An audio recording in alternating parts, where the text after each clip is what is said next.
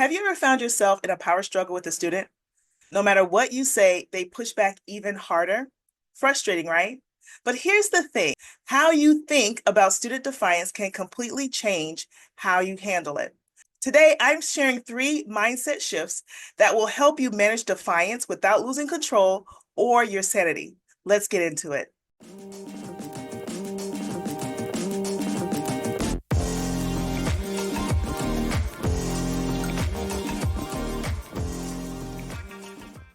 Hey, teacher friends, Michelle here. I am a behavior strategist and I help teachers, schools, districts, and student-focused organizations manage their students and their learning environments with less stress and less struggle. And in today's video, we are talking all about mindset shifts that will help you manage student defiance without losing it or going crazy. So when a student refuses to listen, it can feel like a challenge to your authority. And guess what? Sometimes it is. But here's the thing. Our reaction can either escalate the situation or diffuse it. And a lot of that starts with how we think about defiance in the first place. So let's break this down. Your mindset determines your response. One of the biggest mistakes I see teachers making is seeing defiance as a personal attack against them. But in reality, most of the times, it's not even about you. It's about something else that's going on with the student. Think about it. Have you ever had like a bad day or one small thing that just set you off? Students feel the same way too, but they don't always have the emotional tools to express it. So instead, they resist, they argue, or they shut down. Here's another example. Have you ever found yourself responding in not so nice of a way? And when you look back, it was more about what was going on the inside of you than what was happening on the outside. Same thing. Now, I'm not going to say that it's never about you. It really could be how you're interacting and responding to the student. So it's important that you do a self-check just to make sure you're good and that your motives are lined up in the right place. But if your motives are good, it's often more about the student's skill set or coping skills. When it comes to student defiance, consider shifting from a control mindset to an influencer mindset. Let's be real. When students refuse to listen, our natural reaction is to assert control. Do it because I told you so. But here's the problem. Control often creates more resistance, where influence creates cooperation. So instead of saying, you better sit down right now, try, hey, let's talk for a minute, or what's going on? That shift in your tone and approach can change everything, especially when it comes to a defiant student. So what actually happens when we let defiance turn into a power struggle? The short answer is you may not win. The more we push, the more students may resist. And instead of solving the issue, we just end up frustrated, drained, and sometimes even questioning our own authority. But there is a better way. So we shift our mindset and we shift our response. I remember one time a student refused to do their assignment, and I told them, you need to get started right now. And they shot back, no, this is stupid. Guess what I did? I repeated myself a little louder. You need to get started. And that student dug in their heels even more, and it became a full-on battle of wills. And guess what? That day, I lost.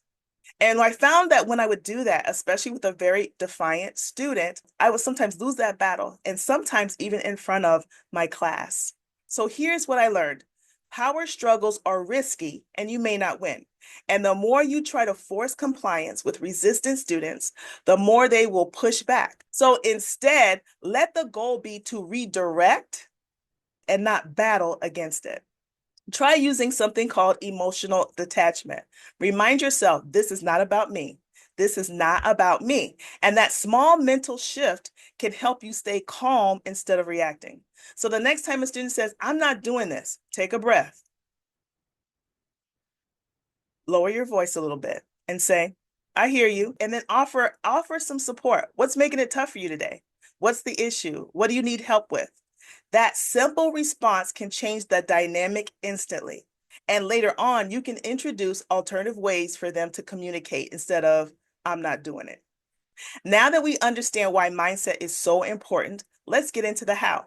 Here are 3 powerful mindset shifts that will help you manage defiance without escalating the situation, and instead help you to build a classroom culture where students feel heard and respected, where you feel heard and respected, and that the need for defiance is reduced. Shift number one, move from I must win to I must lead. Now, it's tempting to think I need to win this argument, but the goal isn't to win, it's to lead. And guess what? If you are leading, you are winning. You don't have to prove yourself that you are in charge. You are already in charge. You just have to show that you are a calm and steady presence on a consistent basis. Shift number two, go from they need to obey to they need to feel heard. Many of our defiant students act out because they feel powerless. And a lot of time, this powerlessness is not even coming from your classroom, it's coming from other parts of their lives. A simple way to reduce defiance is to give them some level of control. So try offering choices instead of demands. So instead of saying, put your phone away right now, offer this choice. Would you rather put your phone in your backpack or in my desk until the lesson is done? That way, they're still making a choice. They still feel a level of control, but this level of control is within your boundaries, the leader of the classroom.